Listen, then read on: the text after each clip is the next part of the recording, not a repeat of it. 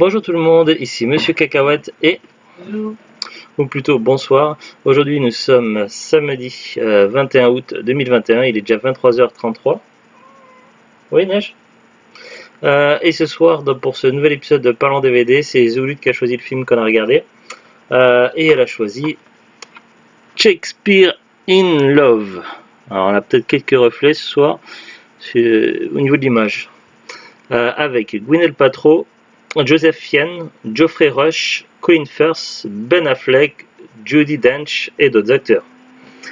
7 Oscars dont meilleur film et meilleure actrice. Alors c'est un film de 98 je crois, si je ne me dis pas de bêtises.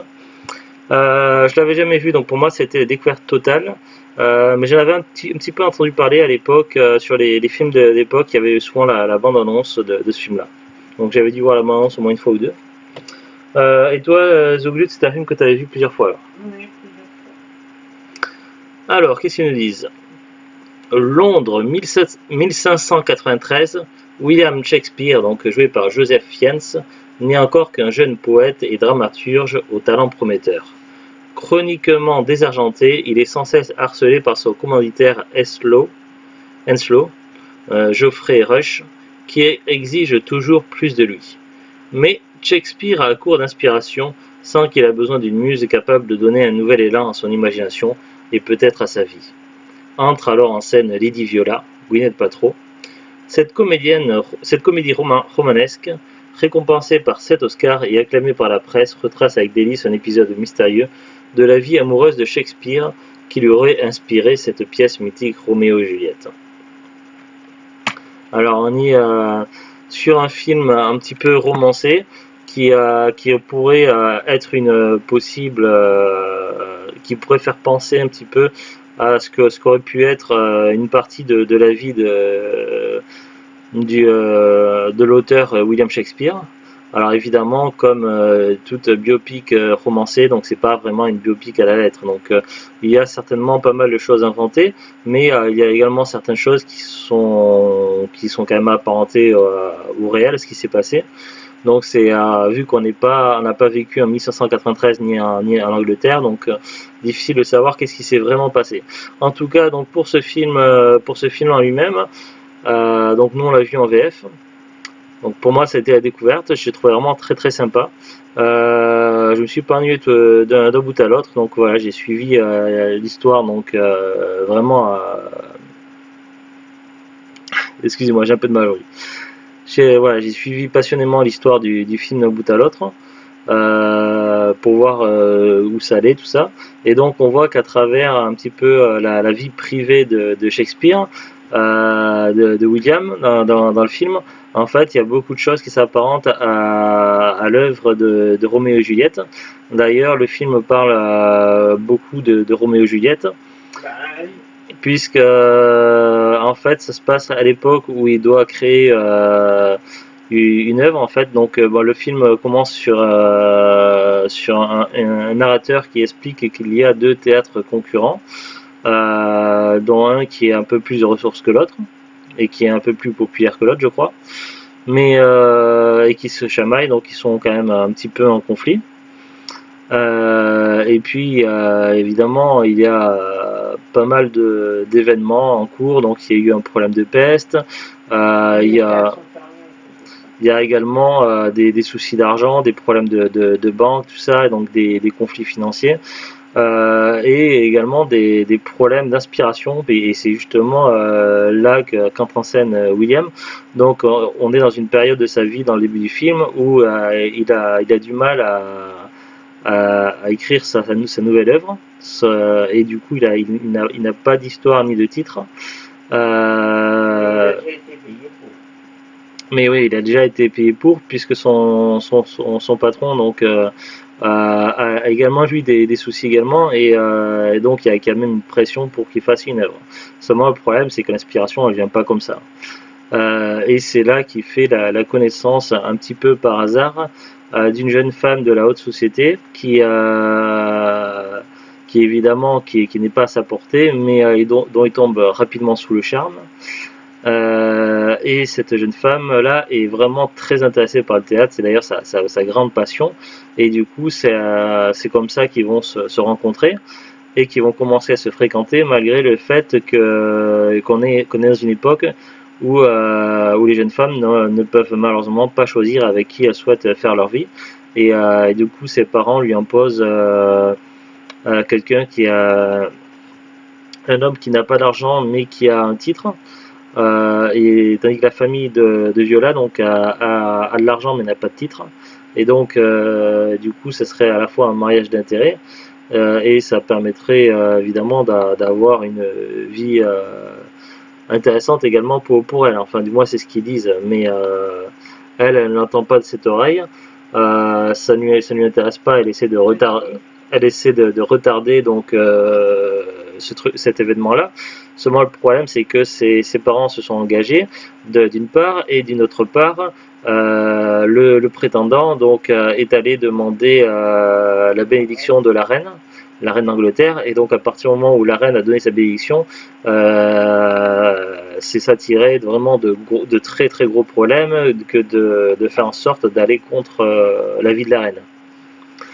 Donc du coup, elle se retrouve dans une position assez défavorable et en même temps, elle a sa passion du théâtre. D'ailleurs, elle aimerait jouer dans la nouvelle pièce de théâtre que prépare Shakespeare. Le souci, c'est que à cette époque-là, le théâtre n'était pas autorisé à tout le monde. Seuls les hommes pouvaient être acteurs dans une pièce de théâtre, et du coup, les rôles féminins étaient joués par des hommes qui s'habillaient en femmes. Et du coup, ça va être pour elle à la fois un problème, mais à la fois également une solution, puisque ça va lui permettre, donc, et du coup, elle va se travestir en homme pour pouvoir assouvir sa passion du théâtre, et d'une autre part, échapper à son quotidien, à sa vie réelle, un petit peu IRL, comme on pourrait dire maintenant, à échapper un petit peu aux problématiques de sa vie. Donc du coup, ça lui permet d'être un petit peu dans un monde plus merveilleux.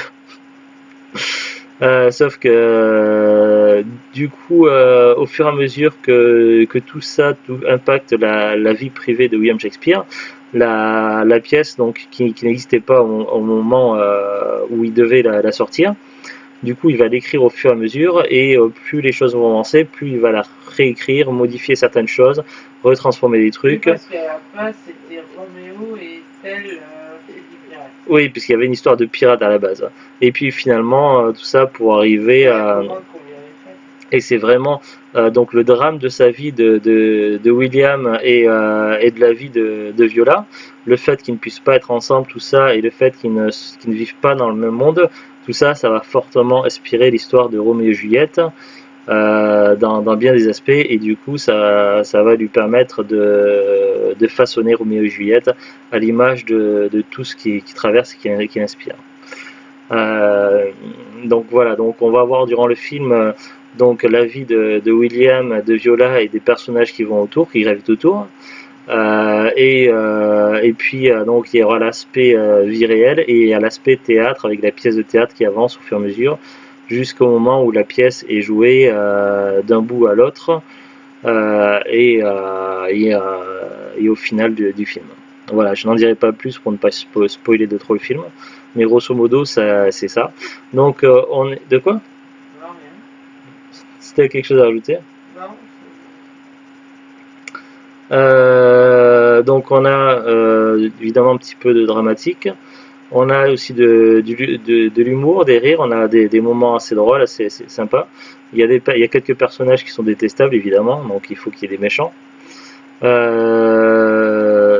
y a des personnages amusants, il y a un petit peu de surprise. Donc voilà, on est sur une œuvre évidemment un petit peu romancée et qui n'est pas forcément vraiment ce qui s'est passé vraiment, mais voilà, ça reste...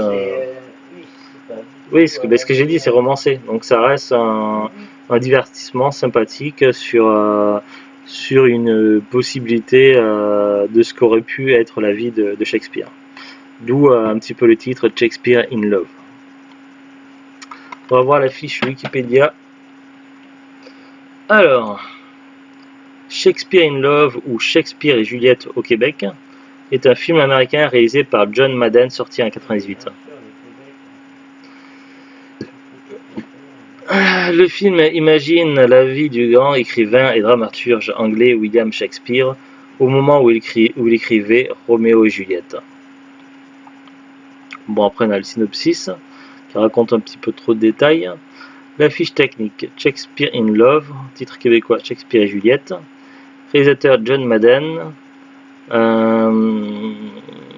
Durée 123 minutes, donc 2 heures et 3 minutes. Genre biographie, comédie dramatique, romance. Sorti aux États-Unis le 3 décembre 1998 en première à New York, puis le 8 janvier 1999 en sortie nationale. Au Canada le 25 décembre 1998, au Royaume-Uni le 29 janvier 1999. En Belgique et en France le 10 mars 1999. Au casting, on a Joseph Yen pour William Shakespeare, Gwyneth Paltrow pour Viola de Lesseps, Judi Dench pour Elisabeth Ier, Geoffrey Rush pour Philip Henslow, Ben Affleck pour Ned Halley, Mark Williams pour Wabash, Rupert Everett pour Christopher Marlowe. Christopher Marlowe est un personnage historique qui a réellement existé, dont la mort dans le film peut surprendre un petit peu, et apparemment, donc tu as regardé tout à l'heure sur internet, Zouglut, et apparemment donc Christopher Marlowe aurait dans la vie réelle une double vie, donc il aurait eu à l'époque une double vie, donc il avait le même âge que Shakespeare, et en plus de sa vie connue, donc il avait une vie d'agent secret pour le roi, c'est ça? Ou d'espion pour la couronne, et il est mort dans des circonstances obscures, donc on ne sait pas vraiment comment ou de quoi il est mort, ou ça a peut-être été caché. On sait comment il est mort vraiment comme dans oui, il est mort comme dans le film. Moi, je ne vais pas spoiler, mais les circonstances restent apparemment mystérieuses. Oui. La raison de sa mort. La raison de la mort, oui. Ensuite, Colin Firth qui a joué le Lord Wessex, Tom Wilkinson qui a joué Hugh Fenniman. Alors, est-ce qu'il a un lien avec les rasoirs? Je ne sais pas. C'est une blague pourrie, mais bon. Simon Callow qui joue Edmond Tilney, Martin Clunes qui joue Richard Burbage, Barnaby Kay qui joue Maître Noll, Stephen Beard qui joue le prêtre, Jim Carter qui joue Ralph Bashford, Simon Day qui joue First Boatman, Imelda Staunton qui joue la gouvernante, Steve O'Donnell qui joue Lambert, Tim McNullan qui joue Fritz, Stephen Beard qui joue Mackenpiece, pas Black and Peace, Mackenpiece. À mes souhaits. Anthony Shear qui joue Dr Moss, Patrick Barlow qui joue Will Kempe, Sandra Renton qui joue Rosaline, Nicolas Boulton qui joue Henry Condell, et Joe Roberts qui joue John Webster enfant. Après on a un petit paragraphe qui parle de la production, un autre paragraphe pour l'accueil. Alors je vais pas tout lire parce que c'est un petit peu long. Par contre, qu'est-ce qu'on a comme information intéressante? Le scénariste Mike Norman écrit la première version du script du film à la fin des années 80 et la présente au réalisateur Edward Zwick. Le scénario plaît à Julia Roberts qui donne son accord pour interpréter Viola, mais pas à Zwick qui engage alors Tom Stoppard pour le remanier. Stoppard avait déjà, bon c'est un petit peu long, et finalement ça sort en 98, il y a eu pas mal de bouleversements. Accueil. Shakespeare in Love fut un très grand succès commercial rapportant au box-office 289 317 794 $ dans le monde entier, dont 100 317 794 $ aux États-Unis. Il se classant à la 9e place du box-office en 1998. En Europe, le film a réalisé 19 247 119 entrées et a dépassé le million d'entrées.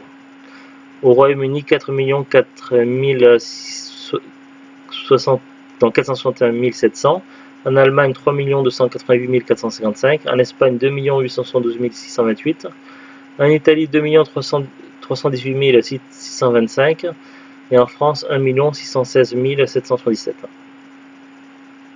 Le film a également été très bien accueilli par les critiques du cinéma. Il recueille 93% de critiques positives, c'est quand même énorme, c'est un score très élevé et rarement atteint, avec une note moyenne de 8,1 sur 10, et la base de 100 critiques collectées sur Rotten Tomatoes. Sur Metacritic, 87 sur 100 pour 33 critiques. En France, les critiques ont plutôt été favorables, mais plus mitigées. Du côté positif, Le Monde évoque une habile variation sur les rapports entre le théâtre et la vie, et sur l'ambiguïté sexuelle. Le Parisien, un charme opérant immédiatement et une fiction dans la fiction pleine de dynamisme. Et Télérama, donc un pari qui réussit entre l'historique et le fantaisiste. Du côté négatif, les cahiers du cinéma parlent d'une bluette aussi inepte qu'inoffensive, et l'événement du jeudi, d'un Shakespeare ressemblant à un éphèbe parfumé d'une Juliette conventionnelle. Ouais, ils sont vaches quand même. Il y a beaucoup de récompenses, donc des récompenses aux Oscars du cinéma en 99, Oscar du meilleur film, la meilleure actrice, Oscar de la meilleure actrice en second rôle, donc première actrice de second rôle, Oscar du meilleur scénario général, original, Oscar de la meilleure direction artistique, Oscar de la meilleure musique de film, Oscar de la meilleure création de costumes. Il y a aussi des récompenses au British Academy of Film Television BAFTA. Pas mal de choses, donc je vais pas tout lire, mais il y a plein de récompenses. Aussi Golden Globes, au Screen Actor Guild Award, des Satellite Awards, etc., etc. Il y a également pas mal de nominations. Donc voilà, c'est quand même un film qui a eu un certain succès à sa sortie. Donc si vous aimez bien ce genre de comédie, donc c'est plutôt pas mal et ça vaut le détour. Donc c'est un film à voir au moins une fois. Et ici on aime vraiment ce genre de film, donc c'est à voir à tout prix dans sa collection. En tout cas, moi je connaissais pas du tout, je suis bien content d'avoir vu le film. Bon, c'est quand même un film qui est même assez conséquent, donc je le reverrai pas tout de suite, mais je le reverrai avec plaisir d'ici quelques années, il n'y a pas de problème. Alors le DVD donc en lui-même, donc je sais pas s'il y a plusieurs éditions, donc en tout cas l'édition qui apparaît le plus quand on recherche sur internet, c'est celle-ci, celle que l'on a. L'Universal Classic, en DVD en tout cas. À la base, il était sorti à l'époque des cassettes vidéo, faut pas oublier. Nous, on l'avait acheté sur Facebook pour 1€. Alors maintenant, le DVD, il est pas rare, mais il est peu courant.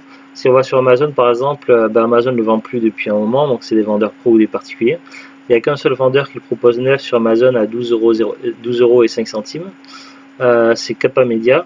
Après, tous les autres vendeurs sur Amazon proposent en occasion, donc à partir de 2,80 €. Si on regarde sur Rakuten, donc on peut trouver d'occasion à partir de 3,28 €, mais il y a quand même 70 offres, donc il y en a quand même pas mal. Donc le DVD n'est pas si rare que ça, mais il faut quand même facile mettre au moins quelques euros, quoi.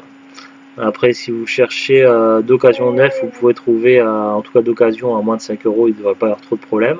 Après, il faut voir dans quel état, s'il n'y a pas de problème de traces de doigts ou de rayures, parce que des fois, même des traces de doigts, ça peut gêner la lecture d'un film, mais bon, les traces de doigts, à la limite, ça se nettoie. Mais les rayures, c'est déjà plus embêtant. Après, neuf, évidemment, il faudra mettre au moins plus de 10 € pour le trouver neuf. Et encore, ça va pas être évident. Il va être assez difficile à trouver neuf, mais en occasion, c'est assez courant. Nous, on a testé le film donc sur la PlayStation 4, il n'y a pas eu de souci, donc il y avait juste quelques traces de doigts, je crois, sur notre exemplaire. Voilà. Allez, sur ce, donc on vous dit à très bientôt. On vous souhaite une bonne continuation de week-end et à très bientôt. Salut.